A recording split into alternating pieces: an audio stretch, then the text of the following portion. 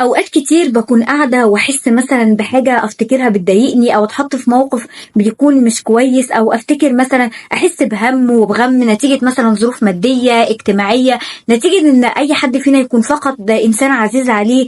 اكون قاعده فعلا حاسه ان انا عايزه اصرخ، عايزه اعيط. افتكر على طول اهل غزه وفلسطين واللي حاصل ما بينهم، اللي هم فقدوا كل حبايبهم قدام عينيهم بابشع الطرق، اللي هم مش لاقيين لقمه حتى ياكلوها، مش لاقيين حد يطبطب عليهم ولا لاقيين الكلمه الحلوه. اقول يا ده الحمد لله على اللي احنا فيه، الحمد لله ان احنا عايشين حاسين بنعمه الامن والامان بعد ربنا سبحانه وتعالى.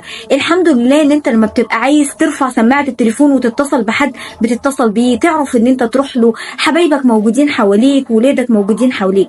مهما كنت زعلان او متضايق او حاسس بضيقه او فقدت حبيب او صديق او عزيز او اي حاجه، هون على نفسك وحس بالنعمه اللي ربنا سبحانه وتعالى عطاها لك. حس بالنعمه الامن والامان، وانت على طول ان شاء الله هون كده على نفسك، هون. احنا فعلا حقيقي عايشين احسن من غيرنا كتير، مهما كانت الظروف الماديه والحياتيه صعبه وقاسيه علينا. وعارفه كويس جدا ان في ناس فعلا حرفيا يعني مش عارفه تعيش حياه ادميه، بس حقيقي فعلا ده ما يجيش حاجه من نعمه الامن والامان.